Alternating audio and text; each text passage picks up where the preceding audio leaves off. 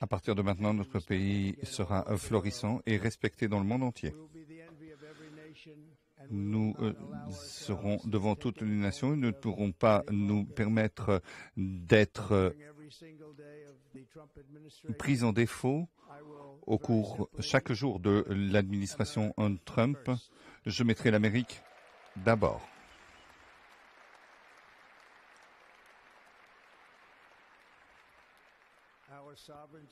Notre souveraineté sera reprise en main, notre sécurité sera restaurée et la balance de la justice sera rééquilibrée. L'instrumentalisation de la justice injuste sera terminée.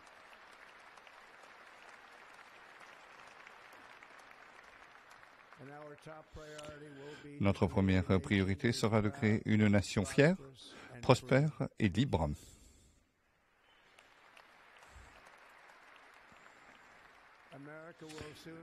L'Amérique, bientôt, sera plus forte, plus grande et plus exceptionnelle que jamais.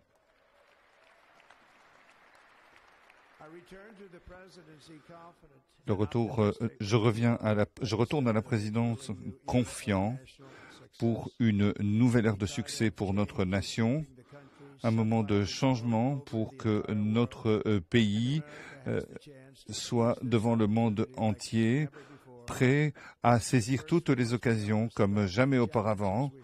Nous aurons des difficultés, mais nous sommes devant un dynamisme.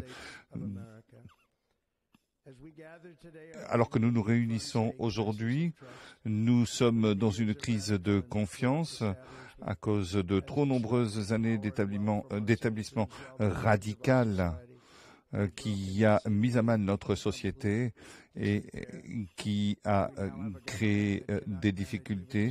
Un gouvernement qui n'est même pas capable de gérer une simple crise à l'intérieur et dans le même temps qui fait face à des événements catastrophiques à l'extérieur, qui ne protège pas les citoyens américains, mais qui protège les criminels. Et qui a qui a témoigné devant le monde entier de toutes ces difficultés et de tous ces manquements, qui refusent de défendre les frontières américaines ou, plus encore important, son propre peuple. Un pays qui ne peut plus offrir les services de base malgré tout ce qui a été fait, notamment par les personnes formidables en Caroline du Nord. Et d'autres États qui continuent de souffrir à cause de l'ouragan qui a eu lieu il y a quelques mois. Je n'oublie pas Los Angeles et les incendies récents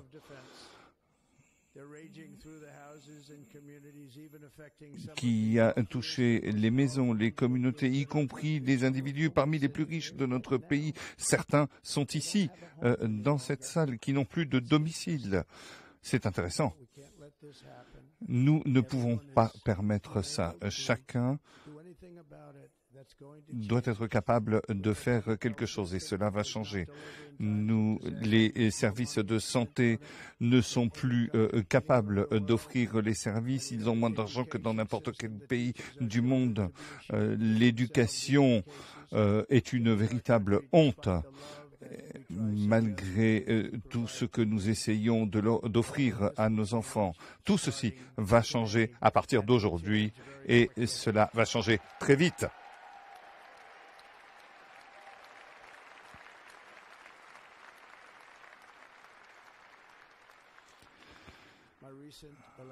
Mon élection récente est un mandat pour inverser totalement le cours horrible de toutes les trahisons qui ont eu lieu et de redonner aux gens foi, richesse en la démocratie et bien sûr leur liberté.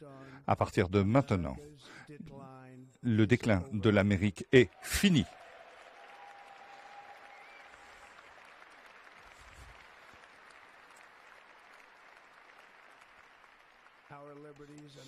Nos libertés, les libertés de notre nation et de sa destinée glorieuse ne sera plus reniée.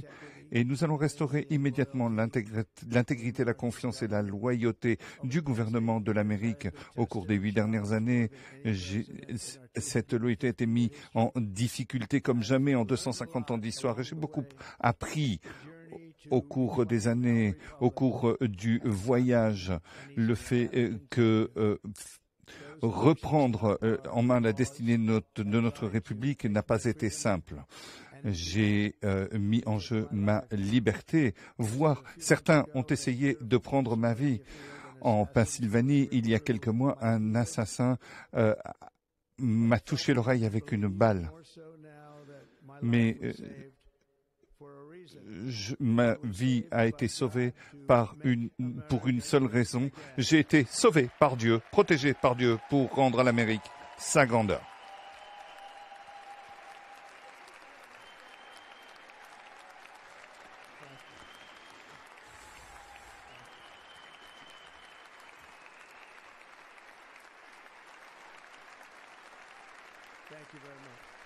Merci beaucoup.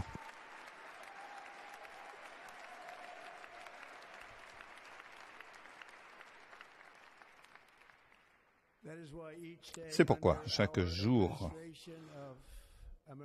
sous une administration de patriotes américains, nous allons travailler pour surmonter les crises et pour rendre au pays sa force et sa puissance. Nous allons aller de l'avant pour rendre la prospérité et la sécurité à chaque citoyen, quelle que soit sa race, sa religion, sa couleur et ses convictions. Pour les citoyens américains, le 20 janvier 2025 est un jour de libération.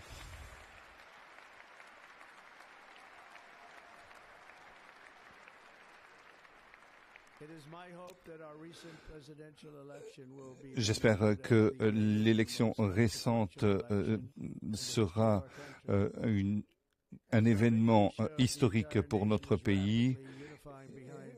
Et j'espère que nous allons être unis derrière ce nouvel agenda pour redresser la société, les hommes et les femmes, les hispaniques, les africains, les américains d'origine asiatique, des villes, des campagnes.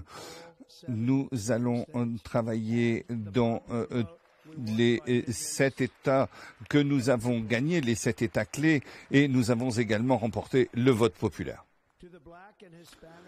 Pour les communautés noires et hispaniques, je veux vous remercier pour l'amour et la confiance que vous m'avez témoigné avec votre vote. C'est un record et je n'oublierai pas. J'ai entendu vos voix au cours de la campagne électorale et je serai avec vous pour les années à venir. C'est un grand honneur, mais cet honneur nous oblige pour faire de vos rêves une réalité, et cette réalité, c'est aujourd'hui.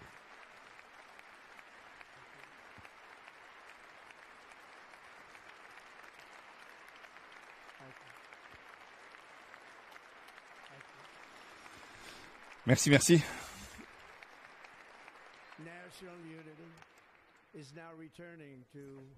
Eh bien,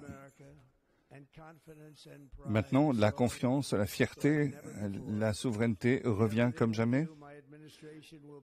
Et notre administration s'inspire du succès incroyable de notre pays. Nous n'allons pas oublier notre pays. Nous n'oublierons pas notre Constitution et nous n'oublierons pas notre Dieu.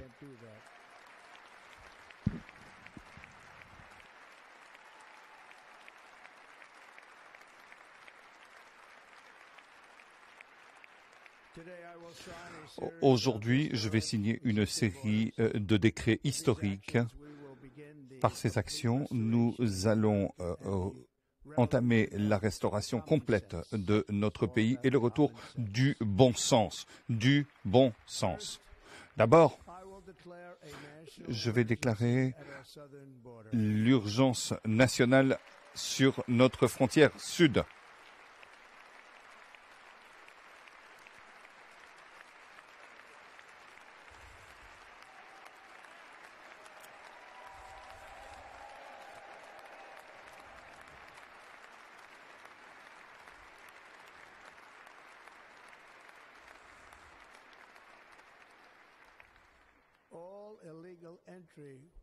Toute entrée illégale sera immédiatement stoppée et nous allons entamer un processus de retour de millions et de millions d'étrangers criminels de là où ils viennent.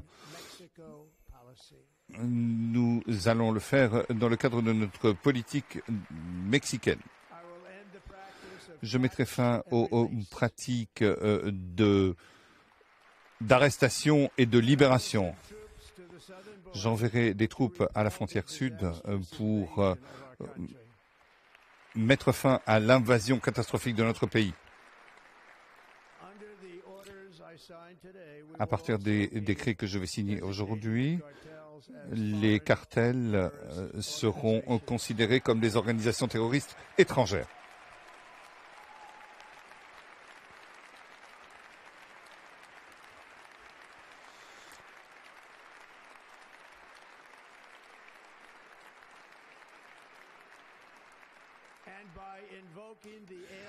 En invoquant les ennemis de l'extérieur de 1798, je demanderai au gouvernement d'utiliser les pouvoirs du droit fédéral pour éliminer les bandes étrangères qui commettent des crimes dévastateurs sur le sol des États-Unis, y compris dans les villes et hors des villes.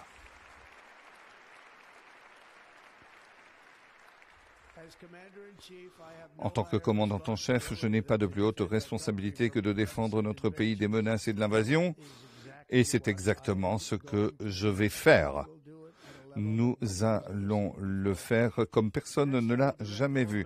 Ensuite, je vais instruire l'ensemble des membres de mon gouvernement pour défaire toutes les mesures de manière à faire baisser les coûts et les prix. La crise de l'inflation est causée par de fortes dépenses et par la hausse du prix de l'énergie. C'est pourquoi aujourd'hui je vais déclarer une urgence énergétique, un état d'alerte.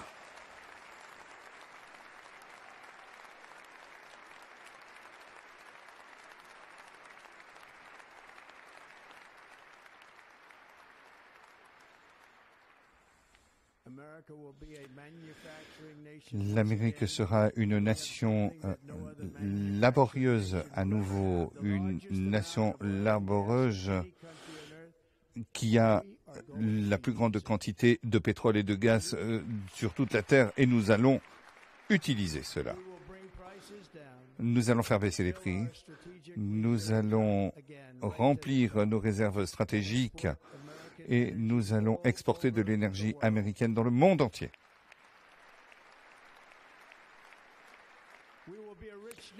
Nous serons à nouveau une nation riche et notre or liquide qui est sous nos pieds sera exploité. Nous mettrons fin au New Deal vert et nous allons mettre notre plan sacré en exécution pour toute l'Amérique.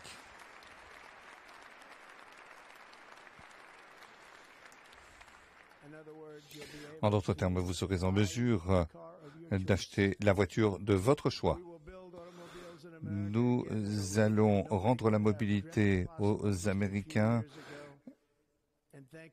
et merci aux travailleurs de notre nation pour leur vote de confiance.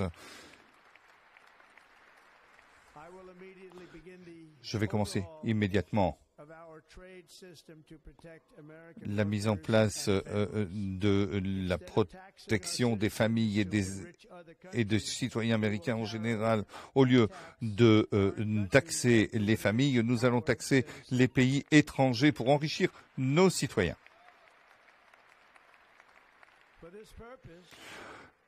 Dans ce but, nous allons créer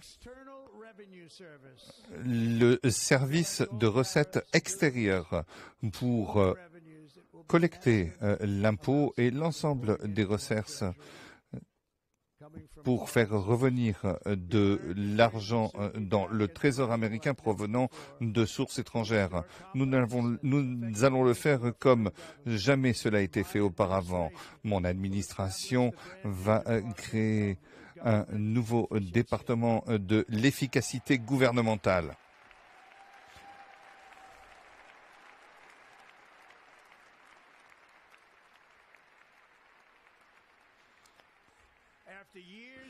Après des années et des années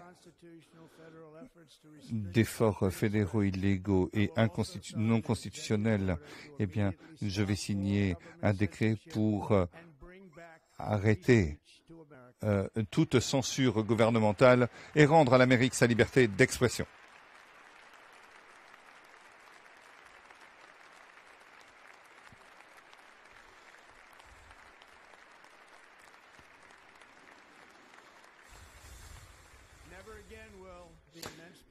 Plus jamais l'immense puissance de l'État sera instrumentalisée pour persécuter les opposants politiques.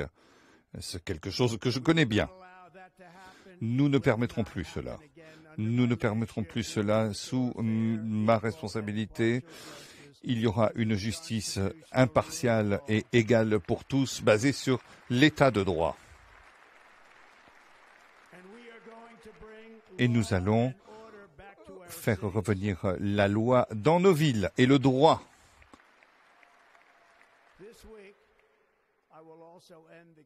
Cette semaine, je vais mettre fin à la politique du gouvernement qui faisait prévaloir l'ingénierie sociale dans tous les aspects de la vie privée et publique.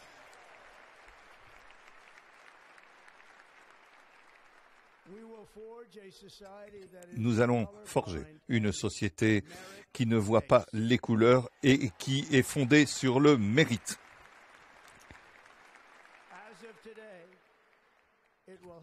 À partir de ce jour, nous allons mettre en place une politique officielle du gouvernement. Il y aura 2 sexes, hommes et femmes.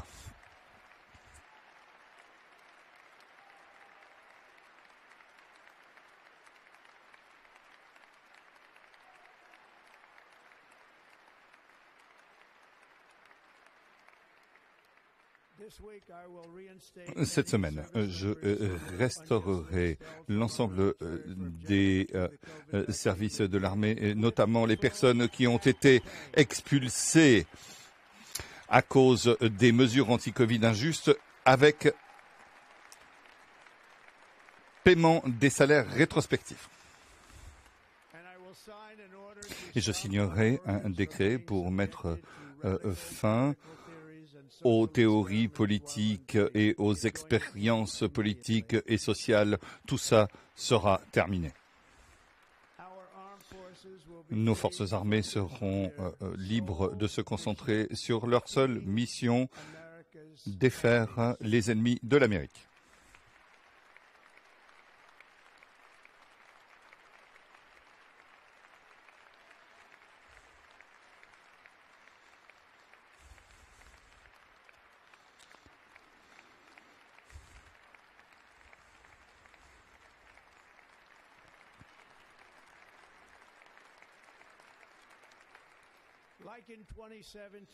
Comme en 2017, nous allons bâtir la puissance militaire la plus forte.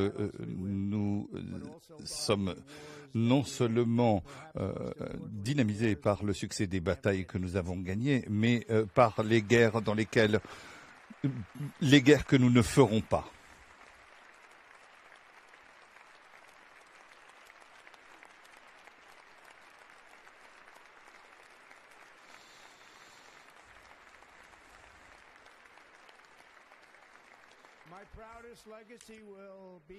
Mon héritage le plus fier sera d'être un faiseur de paix et d'unité. C'est ce que je veux être, faiseur de paix et d'unité.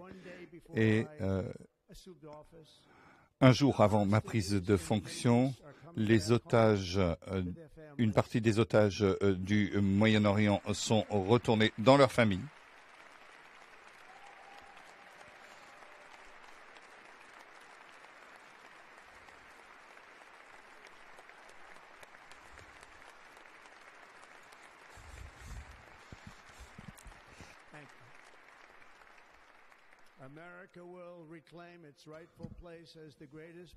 L'Amérique réclamera de nouveau son droit à sa place d'honneur comme inspiratrice et de toutes les nations du monde. Nous allons changer le nom du golfe du Mexique pour l'appeler le golfe de l'Amérique et nous allons restaurer le nom d'un grand président, William McKinley, et nous allons donner ce nom à la montagne McKinley.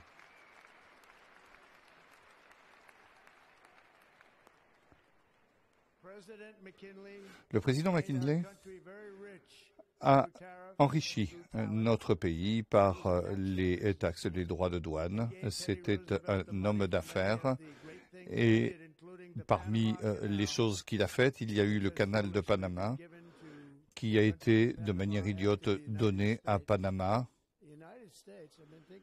Les États-Unis ont dépensé plus d'argent,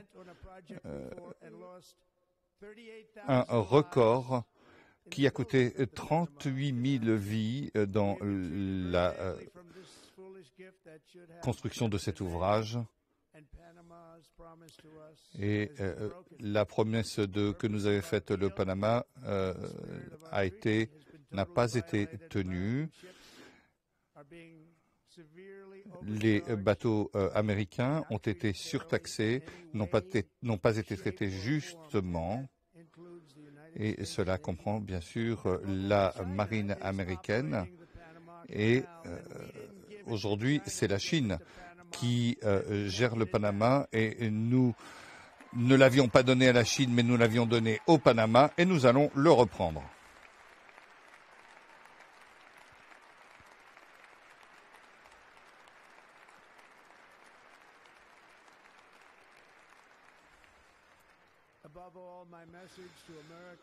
Par-dessus tout, mon message aux Américains aujourd'hui, c'est qu'il est temps, une fois encore, de reprendre courage, vigueur et vitalité, la vitalité de l'histoire de notre civilisation, pour libérer notre nation, et nous allons la conduire vers de nouvelles victoires, de nouveaux succès, et nous allons mettre fin aux maladies chroniques et nous allons protéger nos enfants des maladies puisque notre nation est considérée comme une nation en développement. Eh bien, nous allons répondre aux attentes pour porter un drapeau vers de nouveaux horizons. Et nous allons travailler avec des astronautes pour planter le drapeau américain sur la planète Mars.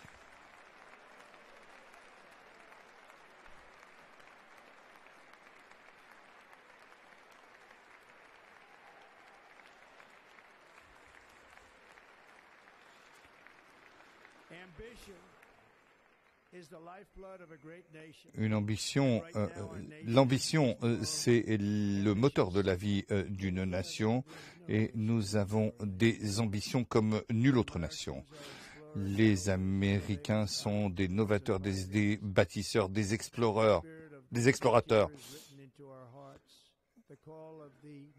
Ils entendent dans leur cœur l'appel pour de nouvelles aventures. Avec notre âme d'Américains, puisque nous sommes le meilleur continent. Personne ne s'est approché. Les Américains ont exploré des déserts, des endroits inexplorés, que ce soit l'Ouest où nous avons secouru des millions de personnes, nous avons apporté de l'électricité, nous avons apporté énormément, nous avons aidé l'humanité, nous avons mis la connaissance de l'univers dans la paume de la main des hommes. Il n'y a aucun rêve qui ne puisse être réalisé. Et il était impossible il était soi-disant impossible pour moi de faire ce retour historique, et vous voyez ce qui se passe aujourd'hui.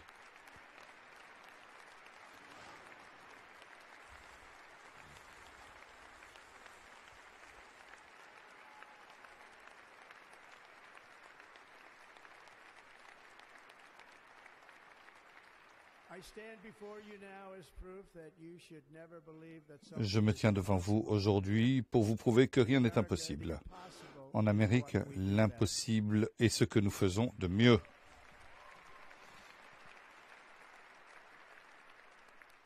De New York à Los Angeles, de Philadelphie à Phoenix, de Chicago à Miami, de Houston à Washington, ici même. Notre pays a été forgé et bâti par des générations de patriotes qui ont donné tout ce qu'ils avaient pour nos droits et pour nos libertés.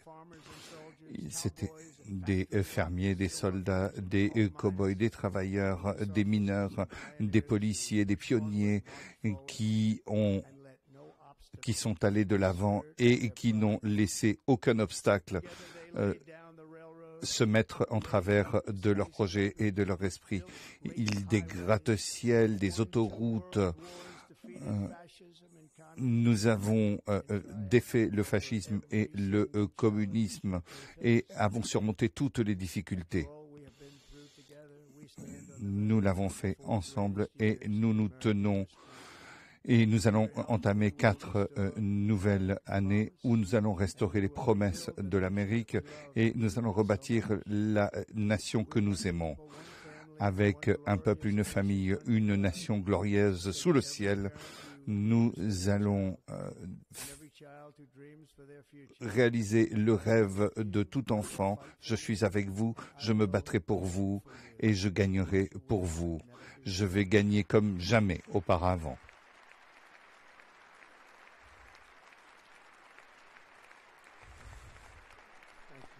Merci, merci.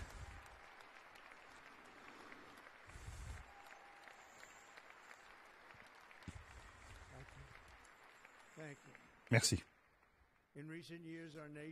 Ces dernières années, notre nation a beaucoup souffert, mais nous allons rendre à notre nation sa grandeur plus que jamais.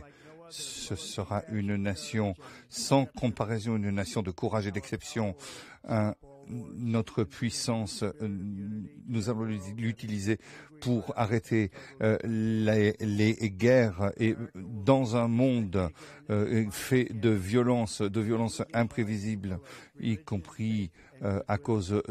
Nous allons le faire grâce à des gens de foi et de bonne volonté. Nous serons fiers, nous serons forts et nous allons gagner comme jamais.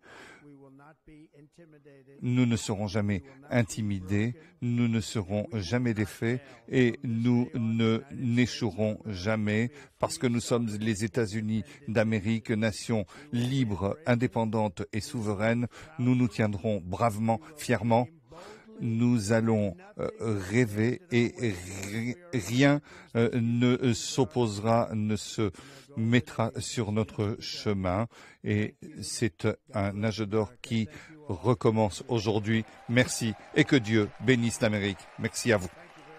Merci beaucoup. Merci.